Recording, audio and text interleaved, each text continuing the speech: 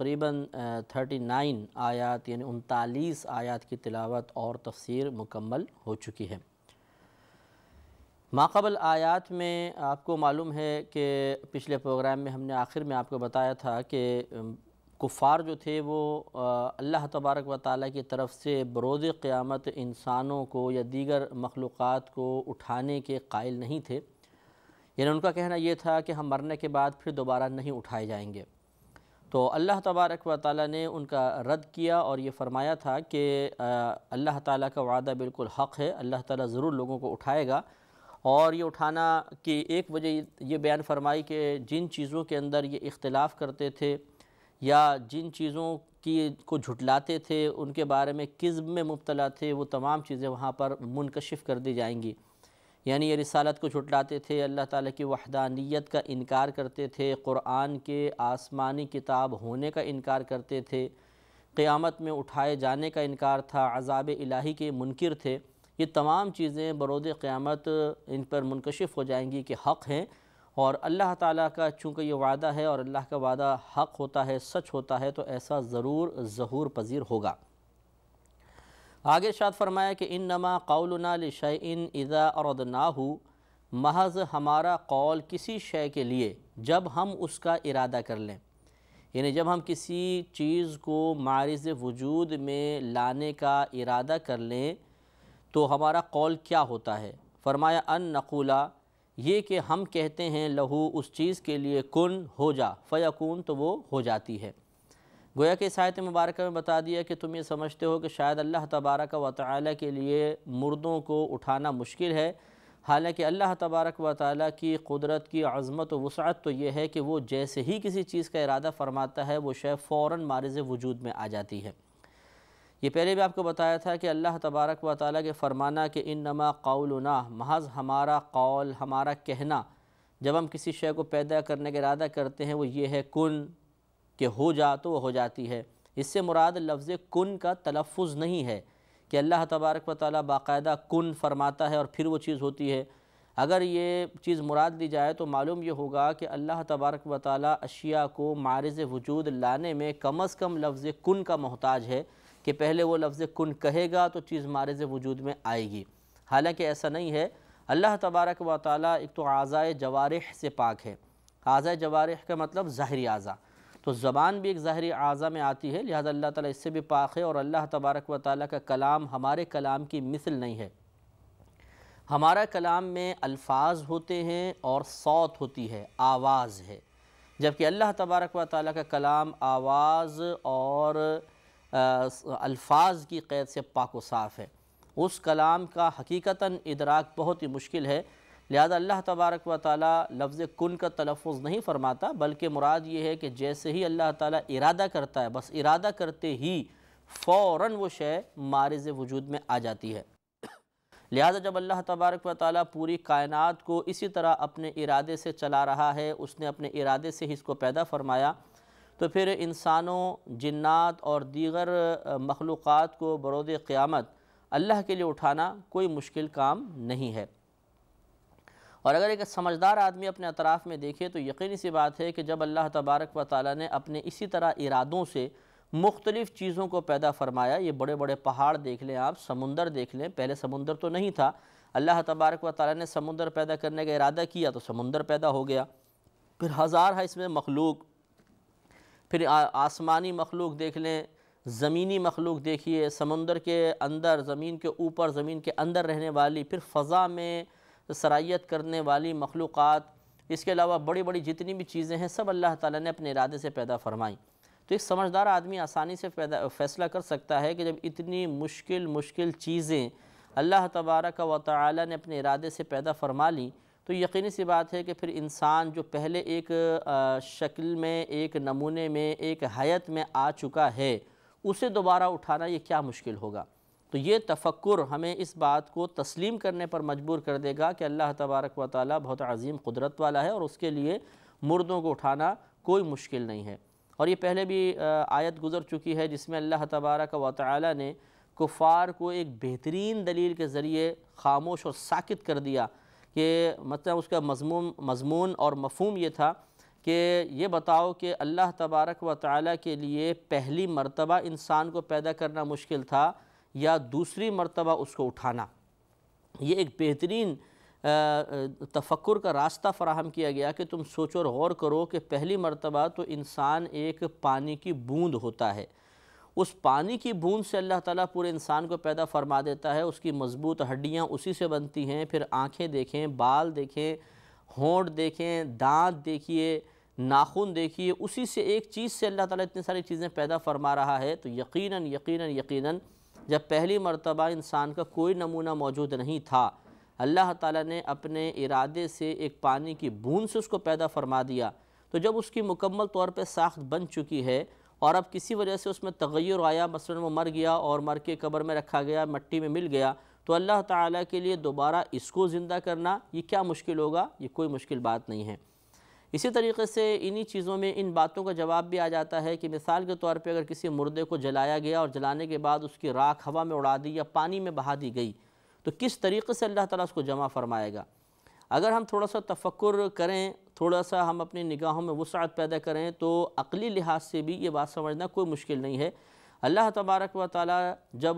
کسی علاقے میں بارش کا ارادہ فرماتا ہے، آسمان بالکل صاف ہوتا ہے اور پھر اچانک بادل کہیں سے آتے ہیں اور ایسے بادل کے ہاتھ لگائیں تو بالکل ایسا لگے گا جیسے ایک بھاپ کی طرح،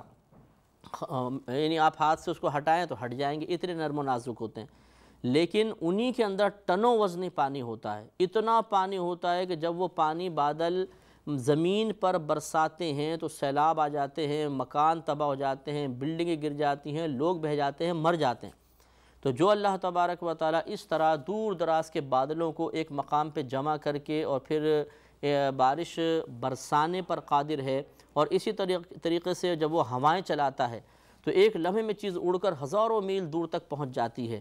تو جو اللہ تعالیٰ اس طرح چیزوں کو ایک مقام سے دوسرے مقام تک پہنچانے، انہیں سمیٹنے پر قادر ہے، تو یہ بھی عقلی لحاظ سے ممکن ہے کہ اللہ تعالیٰ آدمی مرنے کے بعد اپنی راکھ کی شکل میں جہاں جہاں موجود ہوگا، اللہ تعالیٰ ان تمام جگہوں سے اس کو جمع فرما لے گا اور وہ بروز قیامت اٹھے گا۔ لہٰذا عقلی و نقلی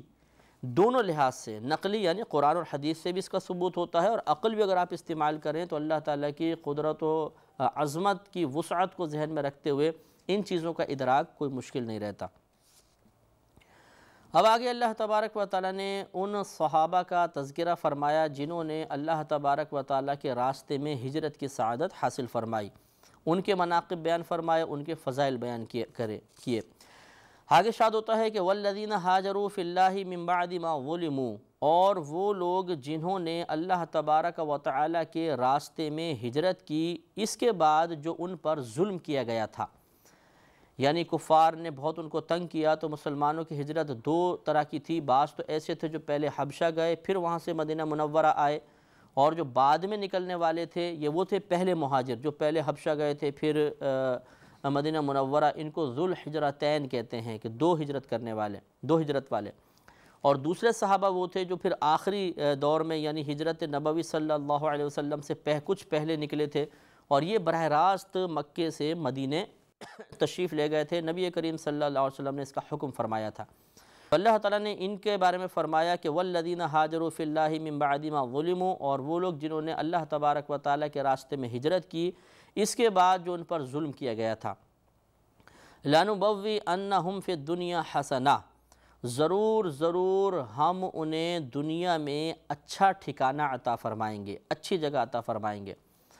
تو یہ ویسے ایسا لگتا ہے جیسے مستقبل کے بارے میں کلام ہے، لیکن مراد ماضی ہے، یعنی اللہ تبارک و تعالیٰ کی راہ میں جب انہوں نے ظلم و تشدد سے تنگ آ کر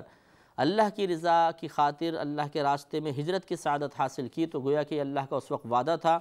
کہ اللہ تعالیٰ انہیں اس سے بہتر جگہ عطا فرمائے گا، اور وہ جگہ تھی مدینہ منورہ، کیونکہ اللہ تبارک و تعالیٰ کے پیارے حبیب کریم صلی اللہ علیہ وسلم نے تمام صحابہ کو اسی مقام پر ہجرت کا حکم دیا، اور خود بھی یہ روایت میں موجود ہے جب آپ مکۃ المکرمہ سے ہجرت کی غرض سے باہر تشریف لائے تو آپ نے اللہ تبارک و تعالیٰ کی بارگاہ میں اس طرح دعا کی تھی کہ یا رب کریم، تو مجھے اس مقام سے نکال رہا ہے جو مقام مجھے پوری دنیا میں سب سے زیادہ محبوب ہے، اب تو مجھے ایسے مقام پہ پہنچا دے جو تجھے سب سے زیادہ محبوب ہو۔ تو پھر یہ حکم الہی ہوا، آپ مدینہ منورہ تشریف لائے۔ اس سے معلوم ہوا کہ مدینہ منورہ ایک بہت ہی متبرک مقام ہے، اور یہ مدینہ منورہ اللہ تبارک و تعالیٰ کو پوری کائنات سے زیادہ محبوب ہے۔ اور یہ بھی یاد رکھیں کہ ایسا نہیں ہے کہ اب شاید اللہ تعالیٰ اور اس کے حبیب کریم صلی اللہ علیہ وسلم کی محبت میں فرق ہو گیا کہ نبی کریم کو مکہ زیادہ محبوب، اللہ کو مدینہ زیادہ محبوب، بلکہ پھر نبی کریم صلی اللہ علیہ وسلم کی یہ دعا بھی منقول ہے کہ آپ نے اللہ کی بارگاہ میں عرض کی، یا رب کریم ہمیں مدینہ منورہ اسی طرح محبوب بنا دے جیسے مکہ محبوب تھا، بلکہ اس سے بھی زیادہ۔ گویا کہ اللہ تعالیٰ نے یقیناً اس دعا کو قبول کیا، اور گویا کہ نبی کریم صلی اللہ علیہ وسلم نے مدینہ منورہ کی زیادہ محبت کی، اپنے قلب میں زیادہ الفت کی دعا کی، اور یقیناً مقبول ہوئی ہوگی۔ تو معلوم یہ ہوا کہ اب مدینہ منورہ ایک ایسا مقام ہے جو اللہ تبارک و تعالیٰ کو بھی اور اس کے حبیب کریم صلی اللہ علیہ وسلم کو پوری کائنات میں سب سے زیادہ محبوب ہے۔ یہ اتنا عظیم ترین شہر ہے، اسی لیے جب حج کے لیے جاتے ہیں تو علماء اور فقہاء اور اکابرین اسلام ضرور مدینہ منورہ جانے کی سعادت حاصل کیا کرتے تھے تاکہ اس مقام پر ہم پہنچ جائیں جو مقام اللہ تعالیٰ اور اس کے رسول کریم صلی اللہ علیہ وسلم کو پوری کائنات میں سب سے زیادہ محبوب ہے۔ اور یہ بھی یاد رکھیں کہ اس آیت سے بھی معلوم ہوا کہ اگر کوئی ہم سے پوچھے ہوئے کہ آپ مدینہ کے کوئی فضائل قرآن پاک میں بیان ہوئے ہیں تو ہم اس آیت پاک کو مدینہ منورہ کی فضیلت کے طور پہ بھی ذکر کر سکتے ہیں۔ آگے ارشاد فرمایا کہ وَلَا أَجْرُ الْآخِرَةِ اکبر، اور ان کا جو آخرت کا اجر ہے، اور ضرور آخرت کا اجر اس سے بھی بڑا ہے۔ یعنی دنیا کے اندر تو اللہ تعالیٰ نے ایک بہترین ٹھکانہ مدینہ منورہ کی شکل میں عطا فرمایا۔ جب وہاں صحابہ کرام پہنچے تو فتوحات کا سلسلہ شروع ہوا، اللہ کی کثیر نعمتیں بظاہر جو مطلب مفقود تھیں ہجرت کی وجہ سے وہ ان کو حاصل ہو گئیں، تو یہ ایک انعام تھا اللہ تعالیٰ کا جو دنیا میں ان کو حاصل ہوا۔ لیکن اللہ نے ارشاد فرمایا کہ دنیاوی انعام تو اپنے مقام پہ تھا، یقیناً انعام ہے، لیکن آخرت میں جو ان کو انعام ملے گا وہ اس دنیاوی انعام سے بھی بہت بڑھ کر ہوگا۔ لَوْ كَانُوا يَعْلَمُونَ، کسی طرح لوگ جانتے، ویسے اس کا لفظ ترجمہ ہے کہ کاش کہ وہ جانتے، لیکن اللہ تبارک و تعالیٰ کے لیے چونکہ تمنا محال ہے کہ اللہ تعالیٰ کسی چیز کی تمنا کرے، کیونکہ وہ تمنا نہیں کرتا، وہ ارادہ کرتا ہے۔ جیسے وہ کسی چیز کا ارادہ کرتا ہے تو وہ مارز وجود میں آ جاتی ہے۔ تو تمنا کا مطلب یہ ہوتا ہے خواہش، خواہش ارادہ نہیں ہوتی، یعنی خواہش کا مطلب کاش ایسا ہو جائے لیکن ہو نہیں رہا۔ تو اللہ تبارک و تعالیٰ کے لیے خواہش نہیں ہوتی، تمنا نہیں ہوتی، کیونکہ اگر وہ کسی چیز کی بالفرض ہم اپنے الفاظ میں کہیں کہ وہ تمنا کرے تو وہ تمنا نہیں ہے، وہ ارادہ ہوگا، اور فوراً وہ چیز مارز وجود میں آ جائے گی۔ اسی لیے اس کا لو کا ترجمہ کاش کے ساتھ کرنا یہ مناسب نہیں ہے۔ لو کانوا یعلمون، کسی طرح لوگ جانتے، یعنی لوگ اگر اس کو سمجھتے کہ واقعی ہجرت میں کتنا افضل ثواب ہے تو یقیناً لوگ اس ہجرت کو اختیار کر کے رہتے۔ اب یاد رکھیے کہ ہجرت کا مطلب ہوتا ہے کہ ایک مقام سے دوسرے مقام چلے جانا، یہ ہے ہجرت کا لغوی معنی، اور شرعی طور پہ ہجرت کا مطلب ہوتا ہے رضائے الہی کی خاطر۔ انسان جب کسی ایک مقام پر یہ محسوس کرے کہ وہ جو احکامات دینیہ ہے، اسلامی تعلیمات ہے، ان پر آزادی کے ساتھ عمل نہیں کر پا رہا، بلکہ اس پہ عمل کرنا انتہائی دشوار یا ناممکن ہے، اور اسی طرح گناہوں سے بچنا ناممکن ہے، تو وہ رضائے الہی کی خاطر اس جگہ کو چھوڑ کر کسی اور مقام پہ چلا جاتا ہے، اس کو شرعاً ہجرت کہتے ہیں۔ اور یاد رکھیں کہ ہجرت صرف ایک علاقے سے دوسرے علاقے کی طرف چلے جانے کا نام نہیں ہے، بلکہ نبی کریم صلی اللہ علیہ وسلم نے ارشاد فرمایا کہ مہاجر وہ ہے جو اللہ تبارک و تعالیٰ کی ناپسند والے تمام کام چھوڑ دے، وہ مہاجر ہے، یعنی وہ ہجرت کرنے والا ہے۔ تو مراد یہ ہوا کہ بعض اوقات انسان گناہ کر رہا ہوتا ہے، وہ گناہ چھوڑ کر اگر نیک اعمال کی طرف مائل ہو جائے تو گویا کہ اس نے گناہوں سے نیکی کی طرف ہجرت کی، اس پر بھی ثواب ہے، لیکن اتنا ثواب نہیں ہوگا جس سے صحابہ کرام نے ہجرتیں فرمائیں، لیکن ہجرت مختلف انداز کی ہوتی ہے۔ چنانچہ یاد رکھیں کہ اب وہ ہجرت تو نہیں ہے، مثلا ہمارا جیسے ملک پاکستان ہے کہ دینی پابندیاں الحمدللہ بالکل بھی نہیں ہیں، آزادانہ نیک اعمال کر سکتے ہیں، اور غالباً پوری دنیا کے اندر اس کی سہولیات اور آزادی اس وقت موجود ہے، لیکن اس سے نچلے درجے کی جتنی بھی ہجرتیں ہیں وہ موجود ہیں۔ یعنی اگر مثال کے طور پر کوئی عاقل ہے، بالغ ہے، اور وہ اس کے گھر والے اسے دینی تعلیمات قبول نہیں کرنے دیتے، اسے گناہوں کی طرف مائل کرتے ہیں، بلکہ اگر وہ دین پہ چلنے کی کوشش کرتا ہے تو شدید قسم کی رکاوٹیں ڈالی جاتی ہیں اور اسے دوبارہ گناہوں کی طرف مائل کرنے کے لیے اپنی پوری کوشش کو صرف کر دیا جاتا ہے، تو ایسے شخص پر واجب ہے کہ وہ اس جگہ سے ہجرت کرے اور کسی ایسے مقام پہ جائے جہاں آزادی کے ساتھ وہ دینی تعلیم بھی حاصل کر سکے، وہ دینی پابندیاں برداشت کر سکے اور اسی طرح گناہوں سے بچ سکے۔ لیکن میرے کہنے کا مطلب یہ نہیں ہے کہ صرف دینی تعلیم حاصل کرنے کے لیے آپ گھر سے نکل جائیں، گھر والے راضی ہوں یا نہ ہوں۔ اس کی کچھ کنڈیشنز ہوتی ہیں جو انشاءاللہ اپنے وقت پہ میں عرض کروں گا، لیکن اگر آپ احکام خداوندی پر عمل نہیں کر پا رہے، مثلا گھر والے نماز سے روکتے ہیں، نماز نہیں پڑھنے دیں گے، تو پہلے تمہیں ٹیوشن جانا ہے، اسکول جاؤ، کالج جاؤ، نماز چھوڑ دو۔ اسی طریقے سے روزہ نہیں رکھنے دیتے، حالانکہ ہمت بھی ہے، عاقل ہیں، بالغ ہیں۔ اسی طریقے سے مختلف گناہوں کی طرف مائل کیا جاتا ہے کہ نہیں پہلے تم یہ کرو تو ٹھیک ہے، نہیں کرو گے تو ہم سزا دیں گے وغیرہ وغیرہ، تو ایسی صورت میں وہاں سے ہجرت کر سکتے ہیں۔ لیکن یہ ہجرت یقینی سی بات ہے کہ مرد ہی کر سکتا ہے۔ اگر کوئی گھر میں کوئی خاتون ہے، کوئی لڑکی ہے اور وہ دینی راستے پہ چلنا چاہتی ہے، مثلا وہ پابند شرع ہونا چاہتی ہیں، برقع استعمال کرنا چاہتی ہیں، گناہوں سے بچنا چاہتی ہے اور گھر والے اسے گناہوں سے بچنے نہیں دیتے، تو یقینی سی بات ہے اب اس کے لیے ہجرت کرنا بہت مشکل ہے۔ وہ کہاں جائے گی؟ اگر کسی رشتہ دار کی بھی جائے تو بہرحال عزت کا مسئلہ، پھر دیگر فتن اور مسائل بہت سارے پیچھے ہوتے ہیں، لہٰذا ایسی صورت میں صبر و تحمل، بس اپنی زبان بند کر کے صبر و تحمل کر کے اور ان چیزوں کو برداشت کریں، اور جتنا آپ عمل کر سکیں وہ بہت بہتر ہے۔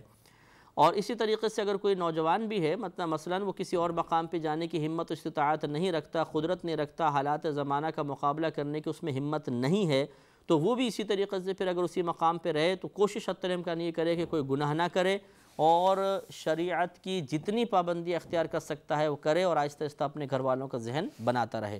تو اس پر بہت ہی دنیا میں بھی ثواب ہے، آخرت میں بھی ثواب ہے، اللہ نے اس کا وعدہ فرمایا ہے۔ الذین صبروا وعلی ربہم یتوکلون۔ اب یہ مہاجرین کی صفت بیان فرمائی کہ وہ لوگ جنہوں نے صبر کیا اور اپنے رب پر بھروسہ کرتے ہیں۔ اگر آپ تھوڑا سا غور فرمائیں تو میں نے آخر میں یہی بات عرض کی کہ جن کو ہجرت کا موقع نہ ملے اور وہ مجبور ہوں ایسے مقام پر رہنے میں، جیسے مثال کے طور پہ بہت سے خواتین ہمیں فون کرتی ہیں کہ جی ہمارے شوہر یا ہمارے کوئی رشتہ دار حرام کماتے ہیں،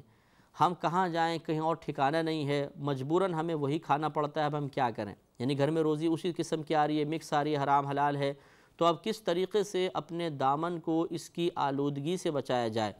تو اس وقت پھر مطلب یہی کہا جاتا ہے کہ آپ دل میں کراہت رکھ کر اور صبر کرتے رہیں، اللہ تعالیٰ پہ بھروسہ کریں، اس کی بارگاہ میں التجا کرتے رہیں، تو انشاءاللہ اللہ تبارک و تعالیٰ آپ کے لیے کوئی نہ کوئی سبیل بنا دے گا۔ اللہ تعالیٰ سے دعا ہے کہ ہم سب کو ان باتوں کو ذہن میں محفوظ رکھنے کی توفیق عطا فرمائے۔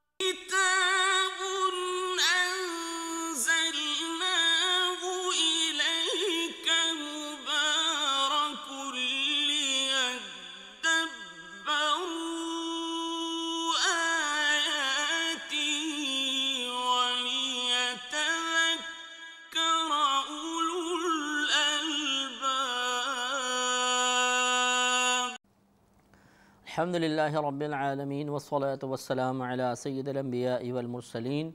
اما بعد فاعوذ باللہ من الشیطان الرجیم، بسم اللہ الرحمن الرحیم۔ سورہ نحل کی تقریباً 42 آیات کی تفسیر مکمل ہو چکی ہے۔ اللہ تعالیٰ نے آگے ارشاد فرمایا کہ وما ارسلنا من قبلک الا رجالا نوحی الیہم۔ اے حبیب کریم صلی اللہ علیہ وسلم، ہم نے آپ سے قبل فقط مردوں کو ہی بھیجا جن کی طرف ہم وحی کیا کرتے تھے، یہ وحی کرتے تھے۔ تو اس سے معلوم ہوا کہ پچھلی امتوں کے پاس بھی انبیاء علیہم السلام تشریف لاتے رہے اور وہ مرد تھے، یعنی کوئی بھی عورت کبھی نبی نہیں بنی، یہ نص صریح سے ثابت ہے، اور ان کی طرف باقاعدہ وحی کی جاتی تھی۔ فَاسْأَلُوا أَهْلَ الذِّكْرِ إِن كُنتُمْ لَا تَعْلَمُونَ، تو اے لوگو تم علم والوں سے پوچھو اگر تمہیں علم نہیں ہے۔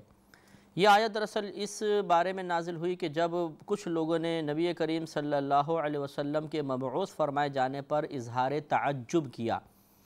کہ یہ کیا بات ہوئی، اگر اللہ تبارک و تعالیٰ کو کوئی پیغام بھیجنا ہی تھا، احکام بھیجنے ہی تھے، تو پھر ایک انسان کو کیوں اللہ نے اس طرح بھیجا؟ یعنی گویا کہ انہوں نے اس کو حقیر اور معمولی سمجھا، اور ان کے تصور میں یہ بات راسخ تھی کہ کوئی ایسی مخلوق ہونی چاہیے جو ہمارے علاوہ ہو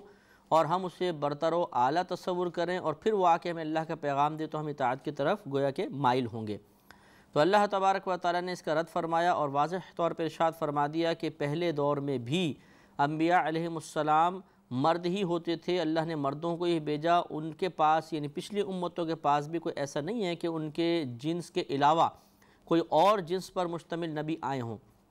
لہذا تمہیں اس نبی کی اطاعت کرنی ہوگی۔ اور آگے جو ارشاد فرمایا فَاسْأَلُوا أَهْلَ الذِّكْرِ إِن كُنتُمْ لَا تَعْلَمُونَ کہ اگر تم نہیں جانتے تو اہل علم سے سوال کرو، یہ بہت ہی نفیس آیت ہے اور اس سے بہت سارے احکامات ثابت ہوتے ہیں۔ مثلا ایک حکم تو اس سے تقلید کا جواز بھی نکلتا ہے کہ جیسے آپ نے سنا ہوگا حنفی، شافعی، حنبلی اور مالکی۔ حنفی جو ہوتے ہیں یہ امام اعظم ابو حنیفہ رضی اللہ تعالی عنہ کی پیروی کرتے ہیں۔ مالکی امام مالک رحمۃ اللہ علیہ کی طرف منسوب ہیں، اور حنبلی جو ہوتے ہیں امام احمد بن حنبل رحمۃ اللہ علیہ کی طرف، اور شافعی حضرات جو ہیں وہ امام شافعی رحمۃ اللہ علیہ کی طرف منسوب ہونے کی وجہ سے اس طرح شافعی کہلاتے ہیں۔ تقلید یہ ہوتی ہے کہ انسان کسی پر اعتماد کر کے، اس کی علمیت پر اعتماد کر کے، اس نے جو قرآن اور حدیث سے مسائل نکالے انہیں قبول کر لے اور اس میں کوئی دلیل وغیرہ طلب نہ کرے۔ مطلب کہنے کا یہ ہے کہ ہم خود ہمت نہیں رکھتے، نہ وقت ہمیں اجازت دیتا ہے، فرصت نہیں ہے اور کام بہت زیادہ ہیں، اتنی علم وسعت نہیں ہے، ذہن میں اتنی قابلیت صلاحیت اتنی وسعت نہیں ہے کہ ہم براہ راست قرآن سے اور حدیث سے اپنی ضرورت کے مسائل نکال سکیں۔ تو پھر بعض اوقات ایسا ہوتا ہے کہ انسان کسی اہل علم میں سے کسی پر اعتماد کرتا ہے کہ چلے میں تو اس کی صلاحیت نہیں رکھتا، اس کے نکالے ہوئے مسائل جو اس نے قرآن و حدیث سے نکالے اپنے علم کے زور پر، میں اسے قبول کر لیتا ہوں اس اعتماد کے ساتھ کہ یقیناً یہ صاحب علم ہے، متقی ہے، پرہیزگار ہے، یقیناً قرآن سے صحیح ہی مسائل نکالے گا اور اس کے دل میں خوف خدا بھی ہے تو ہمیں گمراہ نہیں کرے گا، صحیح مسائل نکال کر ہمارے سامنے پیش کرے گا۔ تو یہی ہوا کہ یہ چار جو امام تھے کہ امام مالک، امام اعظم ابو حنیفہ رضی اللہ عنہ، امام شافعی، امام احمد بن حنبل، ان چاروں نے قرآن اور حدیث سے ہزارہا مسائل نکال کر انہیں عام فہم طریقے سے مرتب کیا تاکہ آنے والوں کے لیے قرآن اور حدیث میں اگر براہ راست غور کا موقع نہ ملے، اور جیسے کہ ہماری علمی صلاحیتیں ہیں کہ ہم عام آیت کا مفہوم نہیں سمجھ پاتے، پورے قرآن و حدیث کا مفہوم کیا سمجھیں گے، اس قسم کے لوگ ان مسائل سے استفادہ کریں۔ اب جو شخص جس امام کے نکالے ہوئے مسائل پر اعتماد کرتا ہے اس شخص کو اسی امام کی طرف منسوب کر دیا جاتا ہے۔ مثلا امام اعظم ابو حنیفہ رحمۃ اللہ علیہ کی طرف کس کے جو مسائل پر اعتماد کریں گے وہ حنفی، جو امام شافعی کے نکالے ہوئے مسائل پر بھروسہ کریں وہ شافعی، جو امام مالک رحمۃ اللہ علیہ کے نکالے ہوئے مسائل پر اعتماد کرتے ہیں انہیں مالکی، اور جو امام احمد بن حنبل رحمۃ اللہ علیہ کے نکالے ہوئے مسائل کو درست قرار دیتے ہیں وہ مالکی کہلاتے ہیں۔ تو یہ ہے تقلید کہ کسی شخص کے علم پر بھروسہ کرتے ہوئے ایسا شخص جو متقی ہے، پرہیزگار ہے، انتہائی صاحب علم ہے، اس پر بھروسہ کرتے ہوئے بغیر دلیل طلب کیے قرآن اور حدیث سے اس کے نکالے ہوئے مسائل پر اعتماد کر لینا، انہیں قبول کر لینا۔ لیکن بغیر دلیل طلب کیے کا مطلب یہ نہیں ہے کہ ہم دلیل طلب کر ہی نہیں سکتے، کریں گے تو گناہگار ہوں گے۔ مطلب یہ ہے کہ جب انسان کسی پر بھروسہ کرتا ہے تو پھر وہ دلیل بھی طلب نہیں کرتا اس اعتماد کے ساتھ کہ دلیل طلب کرنے کا فائدہ کیا، یقیناً انہوں نے صحیح کسی حدیث سے ہی یا آیت سے استدلال کر کے یا اس پہ غور و تفکر کر کے مسئلہ نکالا۔ جیسے مثال کے طور پہ آپ مجھ سے کوئی مسئلہ پوچھیں، میں آپ کو ایک دو مسائل بتاؤں تو ہو سکتا ہے کہ آپ یہ پوچھنے کی ضرورت محسوس نہ کریں کہ یہ کس آیت سے ثابت ہے، کون سے حدیث سے ثابت ہے، اس وجہ سے کہ چلیں جی انہوں نے پڑھ کر ہی بتایا ہوگا، ایک صاحب علم شخصیت ہیں یا علمی لحاظ سے معروف ہیں تو لہٰذا یہ جو بتائیں گے صحیح ہوگا، اس اعتماد کے ساتھ آپ نے قبول کر لیا۔ تو اب لیکن کیا یہ ممنوع ہے کہ آپ مجھ سے پوچھ بھی نہیں سکتے جی قرآن ہی کس آیت سے ثابت ہے یا حدیث سے ثابت ہے، کس طرح ثابت ہوا؟ ایسا بھی نہیں ہے، آپ پوچھ بھی سکتے ہیں۔ پر یہ مسئلہ ہے کہ اگر کوئی شخص اعتماد کر کے ان ائمہ کے مسائل کو قبول کرتا ہے تو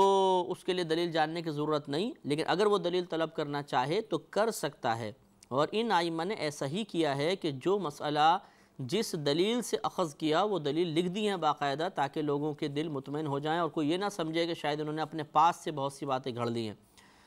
تو اس لیے اس سے تقلید کا بھی ثبوت ہوتا ہے کہ یقینی سی بات ہے کہ جب ہمیں معلوم نہیں ہوگا، ہم نہیں جانتے ہوں گے تو اہل علم سے سوال کریں گے، جس طرح کہ اہل علم سے سوال کیا گیا اور ان ائمہ نے جوابات دیے۔ لیکن یاد رکھیں کہ اس کا مطلب ہرگز یہ نہیں ہے کہ آپ اگر مجھ سے کچھ سوالات معلوم کریں گے اور میں نے جواب دیا اور آپ نے بغیر دلیل طلب کیے اسے قبول کر لیا تو آپ میرے مقلد ہو جائیں گے۔ اس لیے کہ اصل میں ہم تقلید کرتے ہیں، یعنی مقلد اس کے کہلائیں گے، پیروی کرنے والے اس کے کہلائیں گے کہ جس نے قرآن اور حدیث سے مسائل کو نکالا، پہلے چند اصول اور ضوابط مرتب کیے، ان ضوابط، ان قوانین، ان اصول کی روشنی میں پھر اس نے قرآن و حدیث سے مسائل نکالے۔ تو جو یہ اصول، ضوابط اور قوانین بنانے والا ہے اس کی تقلید ہو سکتی ہے۔ آگے جو شخص انہی قوانین کو بنیاد بنا کے کوئی مسئلہ نکال رہا ہوگا تو ہم اس کے مقلد نہیں کہلائیں گے۔ اس لیے اگر بالفرض میں آپ کو کوئی مسئلہ بتاتا ہوں اور آپ اسے قبول کر بھی لیتے ہیں تو آپ میرے مقلد نہیں ہیں۔ اس لیے کیونکہ میں مسئلہ اگر بتا رہا ہوں تو امام اعظم رحمۃ اللہ علیہ کے مرتب کردہ اصول میرے پیش نظر ہیں، ان سے میں مسئلہ نکال کے آپ کو بتا رہا ہوں، تو آپ حقیقتاً میری تقلید نہیں کر رہے بلکہ اس امام کی تقلید کر رہے ہیں جس امام کے اصول کو بنیاد بنا کر میں نے مسئلہ آپ کی خدمت میں پیش کیا ہے۔ دوسرا مسئلہ اس سے بھی معلوم ہوا کہ ہمیں خود اجتہاد کرنے کا حکم نہیں دیا گیا، یعنی اگر تمہیں معلوم نہیں تو اہل علم سے سوال کرو۔ لہٰذا بہت سارے ہمارے مسلمان بھائی اور بہنیں ایسے ہوتے ہیں جو اتنی علمی وسعت نہیں رکھتے ہیں، یعنی دینی لحاظ سے، دنیاوی لحاظ سے بعض اوقات بہت ہی پڑھے لکھے ہوتے ہیں لیکن دینی لحاظ سے اتنی ان کی نالج نہیں ہوتی ہے، تو ان کے لیے شرعی حکم یہی بیان کیا گیا کہ اگر معلوم نہیں تو خود غور و تفکر شروع نہ کر دیں، اپنی عقل پر بھروسہ کر کے مسائل نکالنا شروع نہ کریں بلکہ اہل علم سے سوال کریں کہ اہل علم آپ کو بتائیں گے کہ اس حدیث کا کیا مطلب ہے، اس آیت کا کیا مطلب ہے، اس سے کون کون سے حکم نکلتے ہیں، یا اگر آپ کو کسی چیز کی ضرورت ہے، کسی مسئلے میں آپ ڈاؤٹ فل ہیں تو اس کو واضح کرنا، اس کے مختلف پہلوؤں کو بیان کرنا صرف علماء کا کام ہے، دوسرے اس میں دخل اندازی کریں گے تو نقصان ہو سکتا ہے۔ تو یہ اللہ نے حکم فرمایا کہ اگر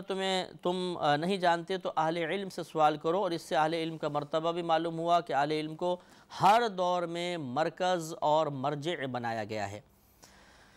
اور یہ بھی ذرا تفکر والی بات ہے، یہ آخری پوائنٹ میں اس میں مزید عرض کرنا ضروری سمجھتا ہوں کہ اہل علم کو مرکز بنانے کا حکم دیا، اہل علم سے سوال کرو۔ آج کل بہت سارے مقامات پہ دیکھا جاتا ہے کہ جہلا قسم کے لوگ ہوتے ہیں جن کی علمی وسعت بہت معمولی قسم کی ہوتی ہے اور وہ قوم کا مرجع بن کر بیٹھ جاتے ہیں، بلکہ قوم کو دعوت دیتے ہیں کہ ہم سے آ کے مسائل معلوم کرو اور ہم تمہیں بتائیں گے۔ تو جو جاہل شخص اگر خدا نخواستہ اس طرح بیٹھ گیا اور وہ لوگوں کو دین سکھانے کی کوشش کرے گا تو یقیناً لوگ گمراہ ہوں گے۔ جب تک آدمی نے پورے علوم دینیہ نہ پڑھے ہوں، اسے قیاس کے مختلف اصول معلوم نہ ہوں، قرآن و حدیث کے اصول اس نے نہیں پڑھے ہیں، اصول تفسیر کیا ہے، اصول حدیث کیا ہے، کس طرح مسائل اخذ ہوتے ہیں، تو وہ عموماً صحیح جواب دینے پر قادر نہیں ہوتا۔ تو اس لیے کوشش یہ کرنی چاہیے کہ جب ہم جو اللہ نے ارشاد فرمایا کہ اہل علم سے سوال کرو، تو اپنے دینی مسائل کے حل کے لیے ضرور کسی اچھے مستند مفتی کی خدمات حاصل کرنی چاہیے، یہی عافیت ہے، ورنہ اگر آپ اس عافیت کے راستے کو چھوڑ کے چلیں گے تو ہو سکتا ہے گمراہ ہو جائیں۔ یاد رکھیے کہ ہر عالم مفتی نہیں ہوتا، ہر عالم کے اندر وہ صلاحیت نہیں ہوتی کہ وہ فقہی مسائل پر گہری بصیرت بھی رکھتا ہو، لہذا غلطی کے امکانات بہت ہیں، اور پھر جو عالم بھی نہ ہو اس پر اعتماد کرنا تو اور نقصان کا باعث ہوگا۔ لہٰذا اسی لیے یہ بخاری کی روایت واضح طور پر موجود ہے کہ نبی کریم صلی اللہ علیہ وسلم نے ارشاد فرمایا کہ آخری زمانے میں علم اٹھا لیا جائے گا۔ فرمایا ایسا نہیں ہوگا کہ کتابیں ختم ہو جائیں گی، کتابوں سے علم اٹھا لیا جائے گا، بلکہ علماء جلدی جلدی فوت ہوں گے، اور کوئی لوگوں کو دین سکھانے والا، مسائل بتانے والا نہ ہوگا تو لوگ جاہلوں کو اپنا رہنما بنا لیں گے اور ان سے فتویٰ طلب کریں گے، تو یہ جاہل غلط فتویٰ دے کر خود بھی ہلاک ہوں گے اور لوگوں کو بھی ہلاکت میں مبتلا کریں گے۔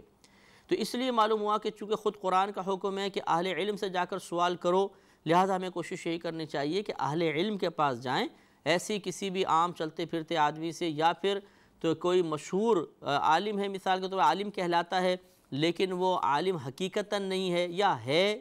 لیکن مفتی نہیں ہے، تو اس سے بھی مسائل معلوم کرنے میں تھوڑی سی احتیاطی کرنی چاہیے۔ صحیح عافیت کا راستہ جو ہے وہ یہی ہے کہ آدمی کسی مفتی سے خدمت سے رجوع کرے،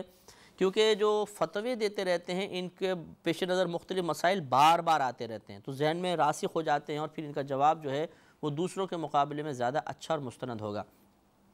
اسی آیت کریمہ سے ایک مسئلہ بھی معلوم ہوا، اللہ نے فرمایا فَاسْأَلُوا أَهْلَ الذِّكْرِ، اگر ان کنتم لا تعلمون، اگر تم نہیں جانتے تو اہل علم سے سوال کرو۔ اس کا مطلب ہے کہ لا علمی کو، کم علمی کو، جہالت کو ختم کرنے کا حکم ہے۔ نہیں جانتے تو فوراً جا کے سوال کرو، فوراً اس جہالت کو ختم کرو۔ اس سے معلوم ہوا کہ علم کا حاصل کرنا فرض ہے، علوم دینیہ کا سیکھنا فرض ہوتا ہے۔ اور ضمناً یہ بات آگے تو یہ بھی میں آپ کی خدمت میں عرض کر دیتا ہوں اپنے دیکھنے والوں کے لیے کہ یہ اچھی طرح یاد رکھیں کہ اس آیت سے چونکہ علم کے حصول کی فرضیت ثابت ہوئی، تو یہ جاننا بھی ایک آدمی کے لیے ضروری ہے، ایک عاقل بالغ مسلمان مرد و عورت کے لیے اس بات کا علم ضروری ہوتا ہے کہ وہ کون سے علوم ہیں جن کا سیکھنا ہم پر فرض ہے اور کتنی مقدار میں۔ تو یاد رکھیں کہ 3 طرح کے علوم کا سیکھنا فرض ہوتا ہے۔ نمبر 1، علم العقائد۔ علم العقائد سے مراد یہ ہے کہ وہ تمام عقائد بدلائل سیکھنا لازم ہوتا ہے کہ جن عقائد کو نہ سیکھنے کی بنا پر یا تو ہم کفر میں مبتلا ہو جائیں گے یا بدعت میں مبتلا ہوں گے، گمراہ ہو جائیں گے۔ مثال کے طور پہ اللہ تبارک و تعالیٰ کی ذات سے متعلقہ مسائل، اس کی صفات سے متعلقہ مسائل، انبیاء علیہم السلام، آسمانی کتابیں، جنت، دوزخ، جن، فرشتے، معجزات، آخرت، تقدیر، یہ ایسی چیزیں ہیں جن کے بارے میں ضروری مسائل کا سیکھنا ضروری ہے۔ اگر نہیں سیکھیں گے تو تھوڑے سے عقائد کا فساد یا تو ہمیں کفر میں مبتلا کر دے گا یا گمراہی میں مبتلا کرے گا۔ اور اچھی طرح یاد رکھیں کہ سمجھانے کے لیے میں آپ کو عرض کر رہا ہوں کہ عقائد کے اندر مختلف کیٹگریز ہوتی ہیں۔ مثال کے طور پہ بعض عقائد ایسے ہوتے ہیں جن کا علم سیکھنا فرض ہوتا ہے، بعض ایسے ہوتے ہیں جن کا علم سیکھنا فرض نہیں بلکہ مستحب ہوتا ہے، افضل ہوتا ہے۔ فرض جن کا سیکھنا وہ وہی ہیں کہ جو اگر آپ اس کا علم نہ سیکھیں تو یا تو کفر میں مبتلا ہو جائیں گے یا آپ بدعتی ہو جائیں گے۔ تو ایسے تمام عقائد کا علم سیکھنا ہر عاقل بالغ مسلمان مرد و عورت پہ فرض ہوتا ہے، کیونکہ اگر نہیں سیکھیں گے تو مسئلہ ہوگا۔ اور بعض مسائل ایسے ہوتے ہیں کہ بعض عقیدے مشہور ہوتے ہیں کہ یہ عقیدہ ہے اور اس کا علم سیکھنا فقط مستحب ہوتا ہے، اس لیے کہ ان جو ہمارے درمیان عقائد چل رہے ہوتے ہیں بعض اوقات وہ خود مستحب بات ہوتے ہیں، تو مستحب کا علم سیکھنا بھی مستحب ہوتا ہے۔ لہٰذا کوشش یہ کرنی چاہیے کہ سب سے پہلے ان عقائد کو سیکھنے کی کوشش کریں جن کا نہ سیکھنا ہمیں کفر یا بدعت میں مبتلا کر سکتا ہے۔ لیکن میں نے عوامی رجحان یہ دیکھا ہے اور غالباً یہ ان مقررین کی وجہ سے ہے کہ جو علوم فرضیہ پہ تو اتنی توجہ نہیں کرتے لیکن مستحبات کے بیان میں ایڑی چوٹی کا زور لگا دیتے ہیں اور اس انداز سے مستحبات کو بیان کرتے ہیں کہ لوگ انہیں کفر و اسلام کی جنگ سمجھنا شروع کر دیتے ہیں یا کفر و اسلام کا معیار سمجھنا شروع کر دیتے ہیں اور پھر انہی مستحبات کے علوم کے سیکھنے میں پوری زندگی صرف کر دیتے ہیں۔ اور وہ جس کے پاس جائیں گے یہ کیوں ہوتا ہے، اس کی کیا دلیل ہے، اس کے بارے میں کیا کہتے ہیں۔ اب اسی شخص سے اگر آپ سوال کر لیں اچھا یہ بتاؤ کہ اللہ تعالیٰ کی ذات سے متعلق کیا کیا تصورات، کیا کیا عقائد ایک مسلمان کے ذہن میں ہونے چاہیے،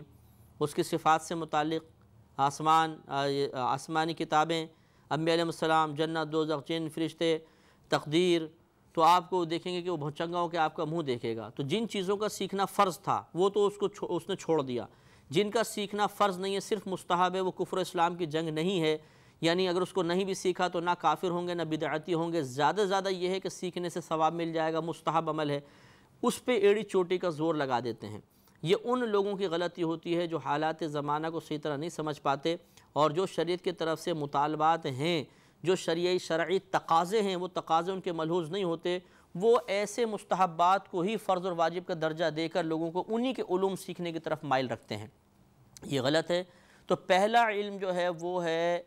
علم العقائد اور اس کی تفصیل میں نے آپ کو عرض کی۔ دوسرا جو علم ہوتا ہے وہ ہوتا ہے شرعی احکامات کا علم۔ شرعی احکامات کے علم سے مراد یہ ہے کہ جب کوئی انسان عاقل اور بالغ ہو جائے، چاہے مرد ہو چاہے عورت، تو جو عبادات اس پہ فرض یا واجب ہوتی چلی جائیں گی ان کا علم سیکھنا بھی اس پہ فرض یا واجب ہوگا۔ اسی طرح جو آپس کے معاملات ہوں گے جیسے خرید و فروخت ہے، نکاح کے معاملات، اجارہ، مضاربات، شرکت وغیرہ، جس چیز کی جس معاملے کی انسان کو ضرورت پیش آئے گی بالغ ہونے کے بعد، جس معاملے کی ضرورت پیش آئے گی اس معاملے کا علم سیکھنا بھی فرض ہوتا ہے۔ اب کتنی مقدار میں سیکھنا فرض ہے؟ یاد رکھیں کہ اتنی مقدار میں سیکھنا فرض ہے جس سے ہم اس عبادت کو مکمل طور پہ شرعی تقاضے کے مطابق ادا کر سکیں اور اس کی ادائیگی میں ہر قسم کی اغلاط سے محفوظ رہ سکیں۔ اسی طرح معاملات کا علم سیکھنا تاکہ اس معاملے کو بالکل شرعی تقاضے کے مطابق ہم طے کریں اور اس میں بھی غلطیوں سے محفوظ رہیں۔ لہٰذا ایک شخص بالغ ہوا اور وہ صاحب عقل ہے، پاگل مجنون نہیں ہے، تو اس پہ نماز فرض۔ جب نماز فرض تو نماز کا علم سیکھنا بھی فرض۔ اب نماز کے علم سیکھنے میں نماز کی شرائط کا علم، اس کے فرائض کا علم، اس کی ادائیگی کا علم، پھر تجوید کا علم، یہ تمام چیزیں شامل ہو جائیں گی۔ رمضان آیا، روزے اس پہ فرض، اب روزوں کا علم، کس طرح روزہ رکھا جاتا ہے، نیت کے مسائل، ٹوٹتا کس طرح ہے، فاسد کیسے ہو جائے گا، کب قضا لازم ہوگی، کب کفارہ لازم ہو جائے گا، اس قسم کے مسائل کا سیکھنا اس پہ فرض یا واجب ہو جاتا ہے۔ اسی طرح اگر اس کے پاس پیسہ آ گیا، استطاعت ہے، تو حج کا علم سیکھنا، پیسہ کافی آ گیا اس کے پاس تو زکوٰۃ کا علم مکمل سیکھنا، فطرے کا، قربانی کے مسائل سیکھنا۔ غرض ہے کہ بالغ ہو جانے کے بعد جتنی عبادات فرض یا واجب ہوتی چلی جائیں گی ان کے علوم سیکھنا فرض ہوگا بقدر ضرورت۔ بقدر ضرورت کی تعریف میں نے آپ کو بتائی کہ اس عبادت کو شرعی تقاضے کے مطابق کامل طور پہ ادا کر سکیں اور غلطیوں سے محفوظ رہ سکیں۔ یہی معاملات ہیں، مثلا کوئی شادی کرنا چاہتا ہے تو پہلے اس کو یہ معلوم ہونا چاہیے کہ زوجہ کے حقوق کیا ہوتے ہیں، نان نفقے کے مسائل کیا ہیں، اسی طرح طلاق کے مسائل کیا ہیں کہ بے خیالی میں زبان سے جملہ نہ نکل جائے، اسی طرح اولاد کی پرورش کس طرح ہوگی، کیا کیا اولاد کے حقوق وغیرہ ہیں، یہ چیزیں سیکھنا بھی ان پہ فرض، واجب یا اس سے تھوڑا سا نچلے درجے تک پہنچ جاتے ہیں۔ انشاءاللہ اس پہ ہم کلام کنٹینیو رکھیں گے، لیکن اگلے پروگرام میں وآخر دعوانا ان الحمدللہ رب العالمین۔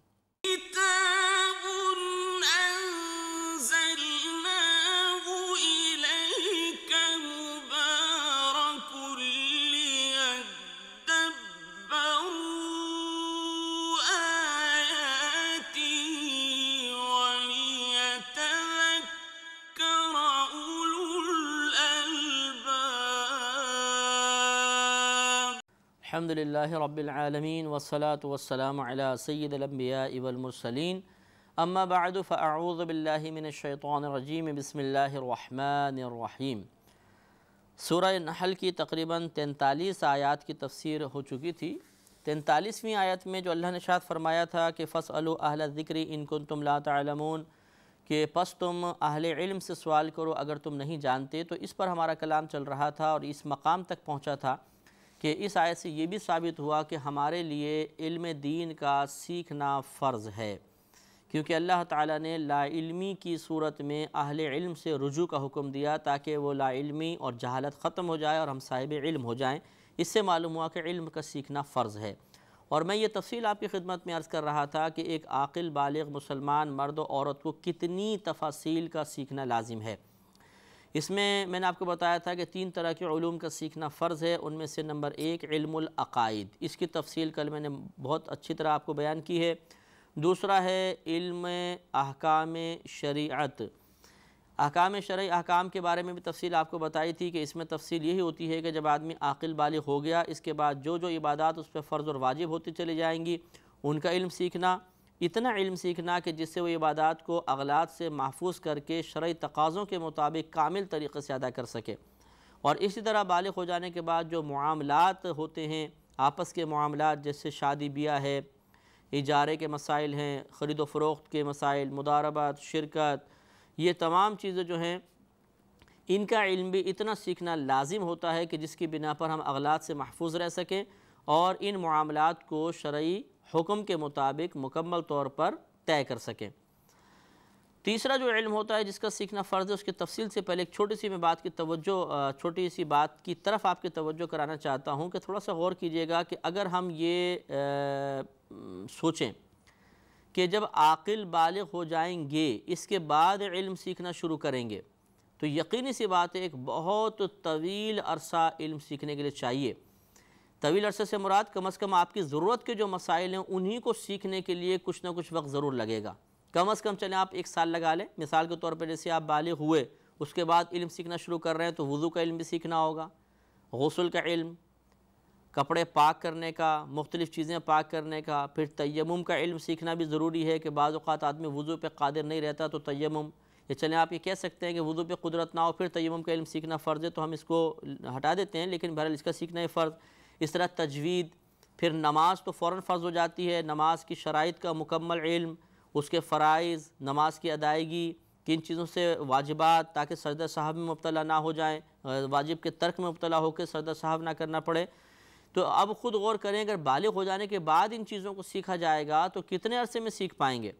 اور وہ بھی لگاتار سیکھیں گے تو میں نے کہا کہ 1 آدھ سال میں آپ سیکھ سکیں گے۔ اگر دنیاوی مصروفیات کے ساتھ سیکھیں گے تو 4-5 سال میرے خیال میں نکل جائیں گے۔ تو 4-5 سال تک پھر ہم اس کا مطلب عبادات غلط ادا کرتے رہیں گے۔ اس سے یہ معلوم ہوا کہ یقیناً احکام جو اللہ کی طرف سے حکم ہماری طرف متوجہ ہوتے ہیں وہ بالغ ہونے کے بعد ہی ہوتے ہیں، اس کا کوئی انکار نہیں کر سکتا۔ لیکن جیسے وہ حکم متوجہ ہوا، یعنی ہم بالغ ہوئے، اللہ کا حکم متوجہ ہوا، اقیموا الصلاۃ، نماز قائم کرو، آتوا الزکوٰۃ، زکوٰۃ ادا کرو، تو ہمیں پہلے علم ہوگا تو ہم کریں گے نا۔ لہٰذا معلوم یہ ہوا کہ پہلے سے ہی بچوں کی اس انداز سے تربیت کرنی چاہیے، انہیں ضروری علم سکھانا چاہیے کہ جیسے ہی وہ بلوغت میں قدم رکھیں، کم از کم جتنی ضروری عبادات ہیں ان کا علم اتنا ان کو ہونا چاہیے کہ جس سے وہ آسانی سے ان عبادات کو ادا کر سکیں۔ اسی لیے ذرا حکمت پر غور کریں۔ نبی کریم صلی اللہ علیہ وسلم نے فرمایا جب بچہ 7 برس کا ہو جائے تو اسے نماز کا حکم دو، جب 10 برس کا ہو جائے تو مار کر نماز پڑھاؤ۔ ذرا تفکر فرمائیے گا، لڑکے کی بلوغت کی عمر ہے 12 سال سے 15 سال کے درمیان، اس دوران جب کبھی احتلام ہو گیا یا اور آثار بلوغت پیدا ہو گئے تو وہ بالغ کہلاتا ہے۔ لیکن نبی کریم فرما رہے ہیں 10 سال کا ہو جائے تو نماز پڑھاؤ،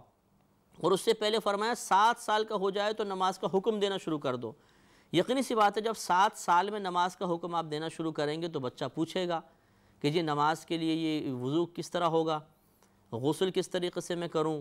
ویسے تو خیر اس میں ابھی غسل واجب تو نہیں ہوگا، لیکن آپ نماز کے ساتھ ساتھ اسے سکھانا شروع کر دیں گے۔ اسی طرح جب وہ نماز ادا کرنے لگے گا آپ بتائیں گے کہ دیکھو بیٹا استقبال قبلہ بھی ہوتا ہے، ستر بھی ڈھکنا ہوتا ہے، گویا کہ نماز کی شرائط آپ سکھائیں گے، فرائض سکھائیں گے، واجبات سکھائیں گے۔ اور اس طرح 7 سال سے لے کر 10 سال کے عرصے میں 3 سال میں یقیناً آپ بہت سارے مسائل سکھا لیں گے، کیونکہ اسی پر قیاس کر کے فقہا نے فرمایا جب بچہ 7 برس کا ہو جائے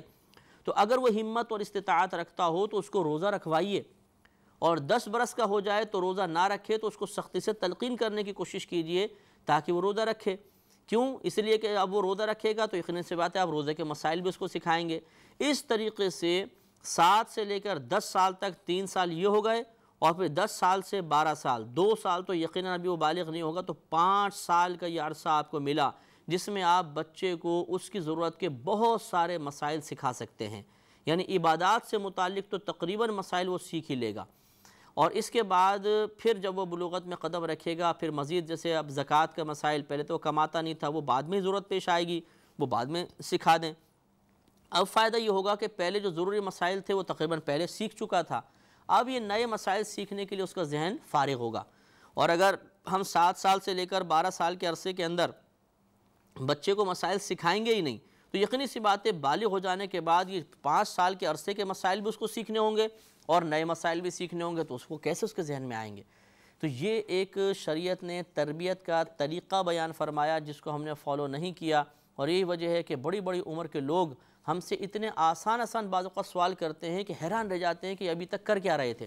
نماز کے آسان مسائل، وضو کے بالکل آسان، غسل کے وہ مسائل جو ہم اپنی اکیڈمیز میں بالکل بچوں کو سکھاتے ہیں، وہ بعض اوقات آ کر سوال کرتے ہیں کہ یہ کیا مسئلہ ہے، اس کے بارے میں بتائیے۔ اس کا مطلب یہ ہوا کہ بیچارے اتنی عمر گزارنے کے باوجود چونکہ انہوں نے شرعی تقاضے کے مطابق تربیت کا اہتمام نہیں کیا تھا، نہ اپنے اولاد کے لیے شاید کیا ہوگا، نہ ان کے لیے ہوا تھا، تو یہ صورتحال سامنے آتی ہے۔ تو تمام دیکھنے والوں کی خدمت میں گزارش ہے کہ بچے کو دنیاوی تعلیم دلوانا شرعی تعلیمات کے اعتبار سے ممنوع نہیں ہے، بلکہ میں اس کو بہت ضروری اور لازم قرار دیتا ہوں کہ اس دور میں اگر ایک اچھا پڑھا لکھا شخص ہوگا، ویل ایجوکیٹڈ ہوگا، تو جتنے اچھے انداز سے وہ لوگوں کو دین کی طرف مائل کرے گا، ایک جاہل طبقے سے تعلق رکھنے والا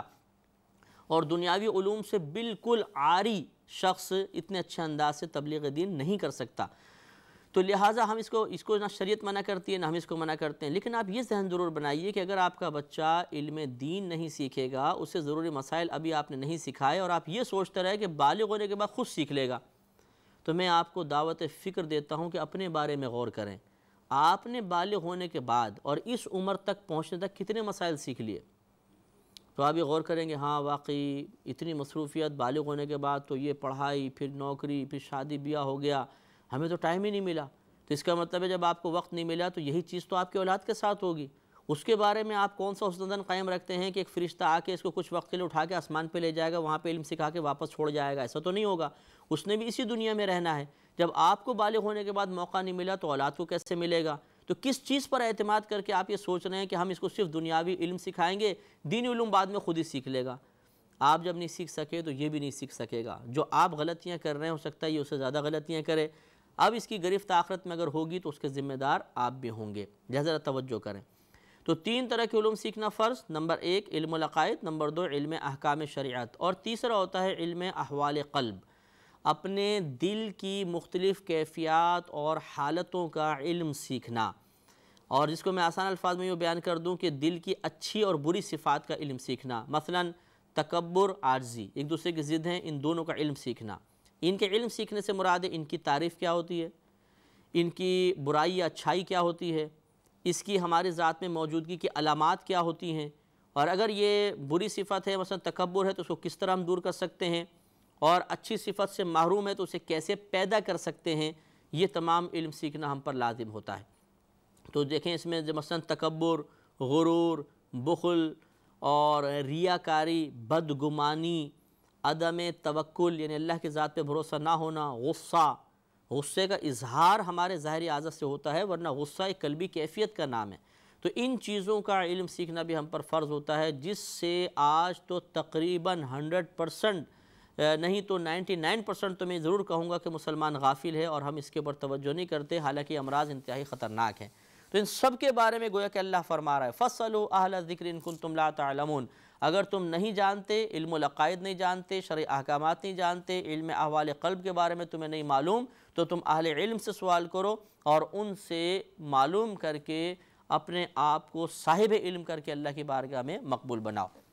آگے شاہ فرمایا بالبینات والزبر، بات ہماری چل رہی تھی، اللہ نے پیچھے بیان فرمایا تھا کہ ہم نے اے حبیب کریم صلی اللہ علیہ وسلم آپ سے پہلے صرف مردوں کو ہی نبی بنا کر بھیجا اور ہم ان کی طرف وحی فرماتے تھے، اور یہ نبی جب آتے ہیں تو کس کے ساتھ آتے ہیں؟ بیان فرمایا بالبینات والزبر، روشن دلیلوں اور کتابوں کے ساتھ، یعنی یہ ہم نے نبیوں کو بھیجا ہے روشن دلیلوں اور کتابوں کے ساتھ۔ روشن دلیلوں سے مراد معجزات ہیں اور کتابوں سے مراد آسمانی کتابیں اور صحائف ہیں۔ جو کتابیں مشہور 4 ہیں، توریت، زبور، انجیل، قرآن مجید، اور صحائف جو ہیں مختلف انبیاء علیہ السلام کو مکمل کتاب کی شکل میں نہیں تھی، جیسے صحیفہ ہوتا ہے، کتاب چاہے رسالہ ٹائپ ہوتا ہے، اس طرح ان کو دیے گئے تھے۔ وَأَنزَلْنَا إِلَيْكَ الذِّكْرَ، اور اے حبیب کریم صلی اللہ علیہ وسلم ہم نے آپ کی طرف ذکر کو نازل فرمایا۔ ذکر سے مراد یہاں قرآن پاک ہے۔ ذکر مختلف معنی میں آیا ہے، ذکر کا معنی نصیحت بھی ہے، یاد بھی ہے، ذکر کو ذکر بھی کہتے ہیں، جیسے ہمارے ہاں یہ والا معنی بھی لیتے ہیں، اور اس طرح قرآن پاک پہ بھی ذکر کا اطلاق ہوتا ہے۔ تو اللہ نے فرمایا اور نازل کیا ہم نے آپ کی طرف ذکر یعنی قرآن پاک کو، لِتُبَيِّنَ لِلنَّاسِ مَا نُزِّلَ إِلَيْهِمْ، تاکہ آپ لوگوں کو بیان کر دیں وہ چیز جو ان کی طرف نازل کی گئی، یعنی شرعی احکامات، تاکہ آپ اس قرآن کے ذریعے لوگوں تک شرعی احکامات پہنچا دیں، وَلَعَلَّهُمْ يَتَفَكَّرُونَ، اور تاکہ وہ تفکر کریں، کہ ایک تو تاکہ آپ ان تک وہ چیز پہنچا دیں جو ان کی طرف نازل کی گئی احکامات،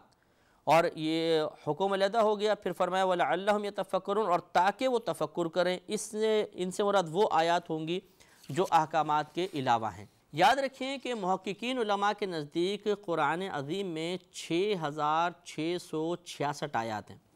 ان تعداد میں اختلاف ہو سکتا ہے، اور اس کی وجہ یہ ہے کہ جہاں پر نبی کریم صلی اللہ علیہ وسلم نے وقف فرمایا تو وہاں پر ایک آیت بنا دی جاتی ہے۔ تو بعض اوقات ایسا ہوتا ہے کہ علماء کا اس بات میں اختلاف ہو جاتا ہے کہ یہاں وقف ہوا تھا یا نہیں ہوا تھا، تو بعض کہتے ہیں یہاں نہیں ہوا تھا، آگے جا کر ہوا تھا، تو وہ اس کو پھر پوری ایک آیت شمار کرتے ہیں، اور بعض کہتے ہیں نہیں یہاں درمیان میں بھی وقف ثابت ہے حدیث سے مثلا، تو وہ وہاں پر اس کو ایک آیت بنا کے اس طرح یہ 2 آیتیں بن جاتی ہیں۔ اس اعتبار سے قرآن عظیم کی آیات میں مختلف آراء آپ کو ملیں گی، یعنی پورے قرآن کا مواد تو ایک ہی ہوگا، جتنا اس میں ہے وہ سب وہی سب مانتے ہیں، تسلیم کرتے ہیں۔ ہاں اس کو جب آیات میں ڈیوائیڈ کرتے ہیں تو پھر آیات کے اندر فرق پڑ سکتا ہے، مثلا ایک بولے گا 6000 آیات ہیں، دوسرے نے کہا 6666 آیات ہیں، تو اس کا مطلب ہرگز یہ نہیں ہے کہ معاذ اللہ وہ جو 666 آیات ہیں ان کا انکار کر رہے ہیں، بلکہ اس کو بالکل یوں سمجھ لیجئے جیسے ایک تربوز لیں، بلا تمثیل عرض کر رہا ہوں، تربوز لے لیں، ایک اس کو 10 ٹکڑوں میں تقسیم کر دے اور ایک اسے 20 ٹکڑوں میں تقسیم کر دے، تو آپ بتائیے کہ اگر کوئی کہے کہ نہیں یہ 20 ٹکڑے ہیں اس تربوز میں، دوسرا کہے نہیں 10 ٹکڑے ہیں، تو 20 یا 10 کے اختلاف سے کیا تربوز کی اصل مقدار میں کوئی فرق پڑا؟ نہیں، وہ اتنا ہی رہے گا۔ ہاں یہ الگ بات ہے ٹکڑے زیادہ اور کم ہو گئے۔ یہی مسئلہ قرآن عظیم کا ہے بلا تمثیل کہ قرآن عظیم میں 30 سپارے ہیں، ان 30 سپاروں کی پوری مقدار کو سامنے لے کر اس کو کتنی آیات میں تقسیم کیا گیا اس میں اختلاف ہوا، اور وہی میں نے آپ کو وجہ بتا دی کہ محققین علماء کے نزدیک تقریباً 6666 آیات ہیں، جن میں سے 500 آیات کا تعلق احکامات سے ہے، ان سے احکامات نکلتے ہیں۔ باقی جتنی بھی آیات ہیں 6166 تقریباً جو آیات ہیں وہ سب کے سب یا تو عذابات کے بیان پر مشتمل ہیں، یا اس میں آخرت کے انعامات بیان ہوئے، یا ضرب الامثال ہیں، یا محاورات کا استعمال ہے، یا دعائیں ہیں، یا بد دعائیں ہیں، یا انبیاء علیہ السلام کے قصص ہیں، یا سابقہ امم پر جو عذابات نازل ہوئے ان کے تذکرے ہیں،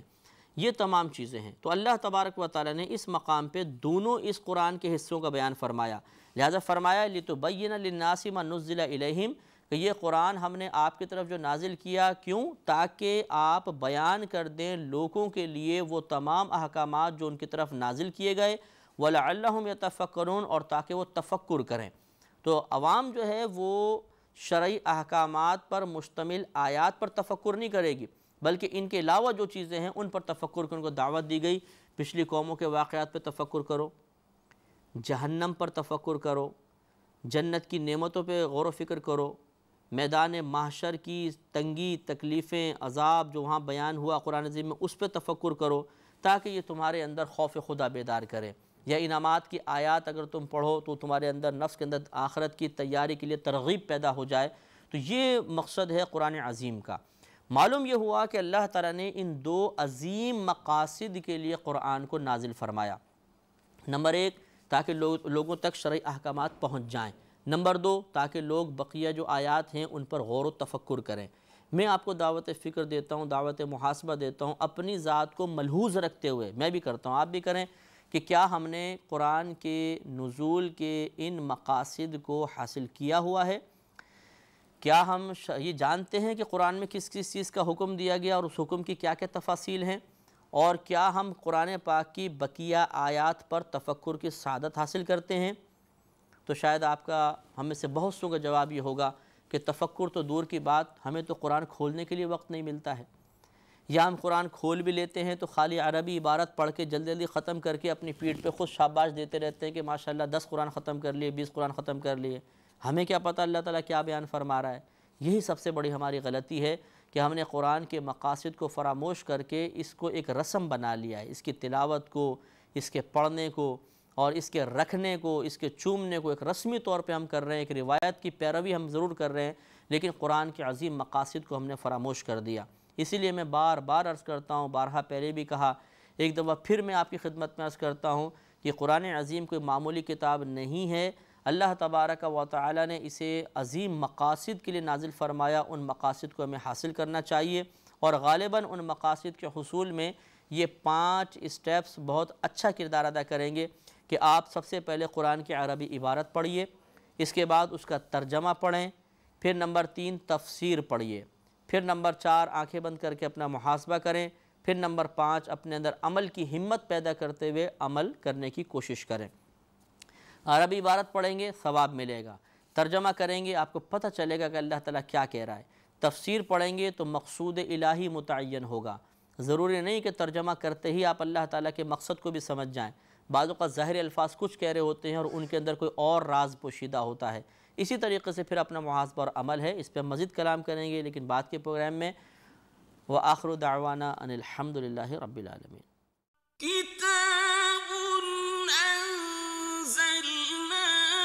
الیک مبارک لیدبروا آیاته ولیتذکر